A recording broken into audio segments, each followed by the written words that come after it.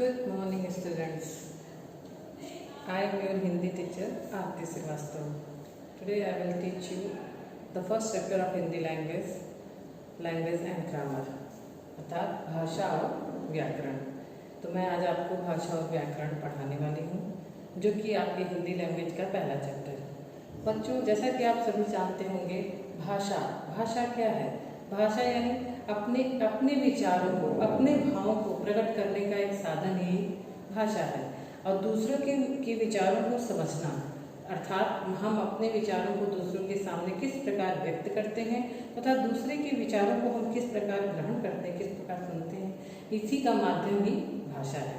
भाषा दो प्रकार की होती है, बोलकर, कुछ भाषा को हम बोलकर व्यक्त करते हैं और कुछ भाषा को हम लिखकर व्यक्त करते हैं। तो जिन भाषा को हम बोलकर व्यक्त करते हैं उन्हें हम मौखिक भाषा कहते हैं, और जिन भाषा को हम लिखकर व्यक्त करते हैं यानी लिख करके कुछ देते हैं तो उसे हम लिखित भाषा कहते हैं। तो आज मैं आपको भाषा पढ़ाने जा रही हूँ। आप बहुत ध्यान से मेरी बात सुनिएगा और समझने का प्रयास करिएगा।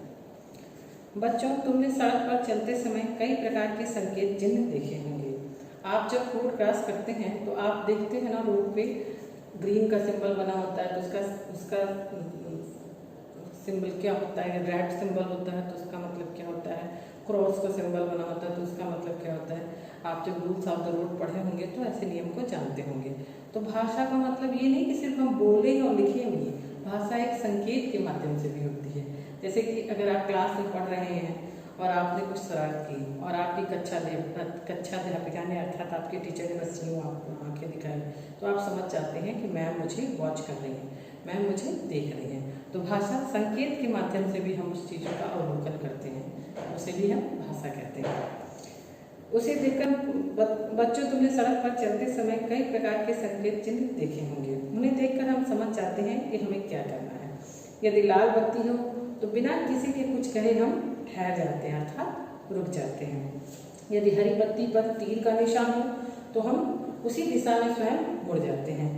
कहीं हॉर्न पर क्रॉस का चिन्ह हो तो हम वहाँ पर हाथ समझ जाते हैं कि हमें वहाँ पर हॉर्न नहीं बजाना है। गूंगे बहरे व्यक्ति भी अपनी बात संकेतों के माध्यम से समझाते हैं। आपने पक्षियों, जानवरों को भी बोलते सुना होगा। हमें उनकी बात पूरी तरह से समझ में नहीं आती है, पक्षियों की दूसरी भाषा होती है। कभी कभी संकेतों से भी आप अपनी बात दूसरों तक पहुंचाई जाती है। पुस्तकालय और कंप्यूटर कक्ष जैसे लाइब्रेरी में आप बैठते हैं ना, तो कभी आप बोलते हैं उस समय, क्योंकि साथ में टीचर भी बैठे होते हैं। ऐसे ही कंप्यूटर लैब में भी होता है, टीचर भी साथ में बैठे होते हैं। तो अगर आपको अपने फ्रेंड से कुछ कहना होता है तो आप इशारे के माध्यम से, अर्थात संकेत के माध्यम से एक दूसरे से अपने विचार प्रकट करते हैं, एक दूसरे से बातें करते हैं संकेत के माध्यम से। ऐसा सभी लोग करते हैं। ऐसे ही कुछ संकेत हैं। संकेतों का प्रयोग आमने सामने बैठकर ही किया जा सकता है। दूर बैठे लोगों को अपनी बात कहने के लिए अन्य साधनों का भी प्रयोग करना पड़ता है, इसीलिए भाषा की उत्पत्ति हुई। जैसे मान लीजिए आपकी बहुत दूर है आपका कोई भी मित्र और आपको उसको मैसेज करना है, तो अगर आपको ओरल करना है तो आप या तो फ़ोन करेंगे, और या अगर आप फ़ोन करेंगे तो वो हो गई मौखिक भाषा, और अगर आप लिख करके कुछ देते हैं तो वो हो गया लिखित भाषा। भाषा वह साधन है जिसके द्वारा हम अपने मन के भावों को, विचारों को प्रकट करते हैं तथा दूसरों के मन के भावों को, विचारों को हम समझते हैं। इन्हीं दोनों का माध्यम ही भाषा कहलाता है। भाषा का प्रयोग दो प्रकार से होता है, जैसा कि मैंने अभी आपको बताया, लिखित भाषा और मौखिक भाषा। इस प्रकार भाषा के दो रूप हैं। एक तो हम बोलकर जो बोलते हैं उसे हम मौखिक भाषा बोलते हैं, और जिसको हम लिख करके व्यक्त करते हैं उसे हम लिखित भाषा कहते हैं। मौखिक भाषा क्या है, अब मैं आपको पढ़ाती हूँ। इस रूप में हम भाषा का प्रयोग बोलकर करते हैं। यह भाषा का मूल रूप है। इससे बात कही जाती है, इसे सुनकर समझा जाता है। जैसा कि मैंने अभी आपको बताया, जैसे कोई दूर है, हमारा फ्रेंड, चाहे हमारे पेरेंट्स, चाहे हमारे रिलेटिव, कोई भी, तो उसे हम फ़ोन से बातें करते हैं ना, फ़ोन करते हैं तो उसकी हम अपनी बात उस तक पहुंचाते हैं और उसकी बातों को हम स्वयं सुनते हैं। तो ये क्या है? ये भी एक भाषा का रूप है। टेलीविज़न पर जो कुछ दिखाया जाता है या बताया जाता है उसे देखकर सुनकर हम समझते हैं। यह भाषा का कौन सा रूप हुआ? ये भाषा का मौखिक रूप हुआ, क्योंकि यहाँ पर हम कुछ लिख नहीं रहे हैं, हम दूसरों की बातों को सुन रहे हैं, समझ रहे हैं और अपनी बात को दूसरे को समझा रहे हैं। तो बच्चों, आप मुझे उम्मीद है कि आपको समझ में आया होगा कि मौखिक भाषा क्या है। मौखिक भाषा वह है जिसमें हम अपने मन के विचारों को, भावों को दूसरों के सामने बोलकर व्यक्त करते हैं तथा दूसरे के विचारों को, भावों को हम सुनते हैं। यही मौखिक भाषा की परिभाषा है। लिखित भाषा क्या है? हम अपने मन की बात लिखकर भी कह सकते हैं तथा लिखी हुई बात को पढ़कर समझ सकते हैं। समाचार पत्र, पुस्तक तथा पत्र आदि में भाषा के लिखित रूप का प्रयोग किया जाता है। कैसी कैसी भाषाएं होती है? भारत में अनेक भाषाएं बोली जाती हैं, परंतु हिंदी क्या है? हिंदी आपकी राष्ट्रभाषा है जिसे राजभाषा का दर्जा प्राप्त हुआ है। वैसे तो भारत में पंजाबी, उड़िया, उर्दू, अंग्रेजी, हिंदी, कन्नड़, अनेक भाषाएं बोली जाती हैं, परंतु मुख्य भाषा क्या है? हमारी मुख्य भाषा हमारी हिंदी है। भारत में पढ़ी और बोली जाने वाली प्रमुख भाषाएं, ये आपको याद करना होगा। भारत में कौन कौन सी भाषाएं बोली और पढ़ी जाती हैं? हिंदी, बंगला, तेलुगु, मराठी, तमिल, उर्दू, गुजराती, कन्नड़, मलयालम, उड़िया, पंजाबी, असमिया, मैथिली, संथाली, कश्मीरी, सिंधी, कोंकणी, संस्कृत। हिंदी भाषा के अनेक रूप होते हैं। हिंदी भाषा कहने को तो वो हिंदी है, लेकिन अलग अलग स्थानों पर अलग अलग तरह से बोली जाती है। ब्रज, जैसे हिंदी की पहली भाषा का रूप है ब्रज, राजस्थानी, बिहारी, अवधी, पहाड़ी और भोजपुरी। जैसे गांव में आप लोग देखते होंगे, गांव के लोग भोजपुरी भी बहुत बोलते हैं, तो वो भी क्या एक हिंदी का ही रूप है। ब्रज यानी मथुरा के लोग ब्रज भाषा बोलते हैं, राजस्थान के लोग राजस्थानी भाषा बोलते हैं, तो ये सब हिंदी भाषा का ही रूप है। कहने को तो हिंदी भाषा है, लेकिन सबका बोलने का अलग अलग तरीका है। थोड़ा थोड़ा सा आपको अलग अलग स्थानों की भाषाओं को जब आप सुनते हैं तो आपको पता चल जाता है, अच्छा हाँ ये राजस्थान के हैं, या ये बिहार के लोग, बिहार के लोग जब बोलते हैं तो उनके लैंग्वेज टोन से पता चल जाता है कि ये कहाँ के हैं। तो वो बोलते तो हिंदी ही हैं, लेकिन हिंदी भाषा के अनेक रूप होते हैं। पहला ब्रजी, दूसरा राजस्थानी, अवधी, भोजपुरी, बिहारी इत्यादि।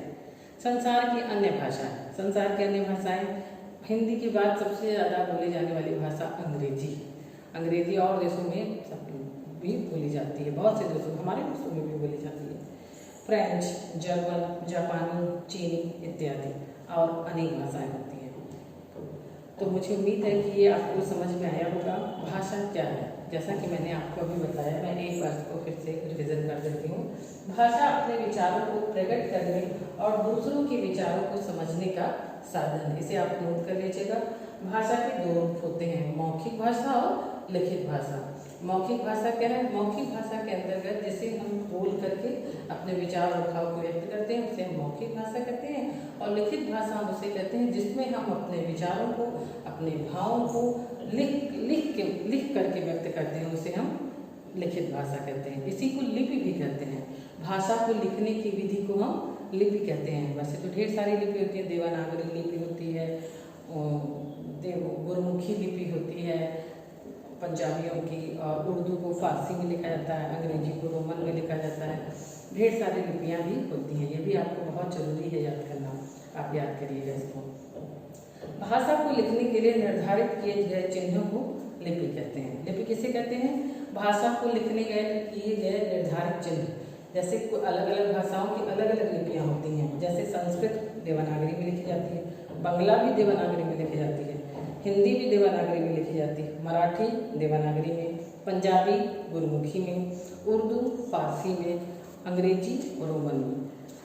ये आपको याद करना होगा, कौन कौन सी भाषाएं कौन कौन सी लिपि में लिखी जाती हैं। ये कॉलम आपको अच्छे से याद करना होगा, जो आगे चल के भी आपके बहुत काम आएगा। ये बहुत ही महत्वपूर्ण है।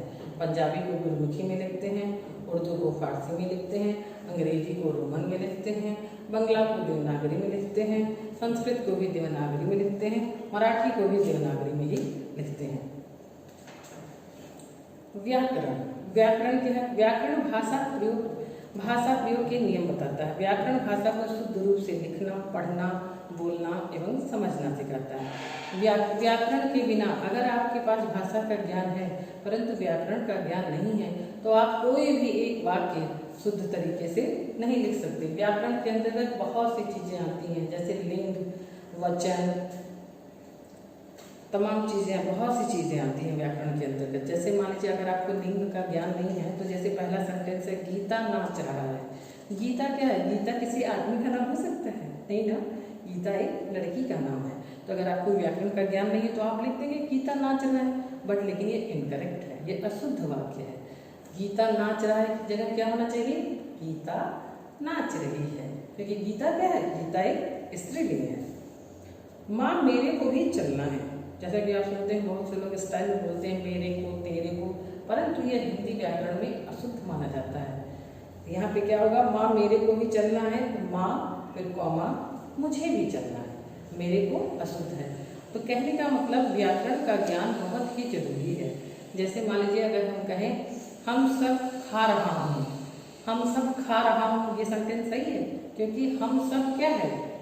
करता है। हम सब में कई लोगों की बहुवचन की बात हो रही है, और खा रहा हूँ यानी क्रिया है। तो खा रहा हूँ में जैसे मैं खाना खा रहा हूँ, अगर हम इस तरह से बोलते हैं तब तो ठीक है, यहाँ पर एक वचन की बात होती है, मैं खाना खा रहा हूँ। परंतु हम सब खाना खा रहा हूँ, क्या ये शुद्ध है? नहीं ना, ये अशुद्ध वाक्य है। तो कहने का तात्पर्य यह है कि व्याकरण का ज्ञान होना अत्यंत ही आवश्यक है। अगर हमें व्याकरण का ज्ञान नहीं होगा तो हम कोई भी वाक्य शुद्ध तरीके से नहीं लिख सकते हैं। शुद्ध और वाक्य के शुद्ध अशुद्ध होने का पता हमें कैसे पता चलता है? व्याकरण के माध्यम से ही पता चलता है। यदि हमें व्याकरण के ज्ञान का अभाव है तो हम कोई भी वाक्य शुद्ध तरीके से नहीं लिख सकते हैं। जैसा कि अब मैं आपको पुनरावृत्ति करती हूँ, रिविजन। आपने क्या क्या पढ़ा? भाषा विचारों के आदान प्रदान का साधन है। ये पांचों पॉइंट आपको अच्छे से याद करने हैं। भाषा क्या है? विचारों के आदान प्रदान करने का साधन है। संसार में अनेक भाषाएं बोली जाती हैं। भाषा के कितने रूप होते हैं? भाषा के 2 रूप होते हैं, मौखिक रूप और लिखित रूप। प्रत्येक भाषा की अपनी एक लिपि होती है। ऐसा नहीं कि कन्नड़ को आप देवनागरी में लिख दीजिए, पंजाबी को आप देवनागरी में लिख दीजिए। सबकी भाषा की अलग अलग लिपियाँ होती हैं। पंजाबी को हम गुरमुखी में लिखते हैं, मराठी को हम देवनागरी में लिखते हैं, संस्कृत को हम देवनागरी में लिखते हैं, उर्दू को हम फारसी में लिखते हैं। व्याकरण भाषा का हमें क्या सिखाता है? व्याकरण भाषा का हमें सही प्रयोग सिखाता है। तो मुझे उम्मीद है बच्चों आपको भाषा क्या है, व्याकरण क्या है, ये अच्छे से समझ में आया होगा। इसके अगले वीडियो में मैं आपको इसकी आगे की एक्सरसाइज और प्रश्नोत्तर कराऊंगी। Thank you.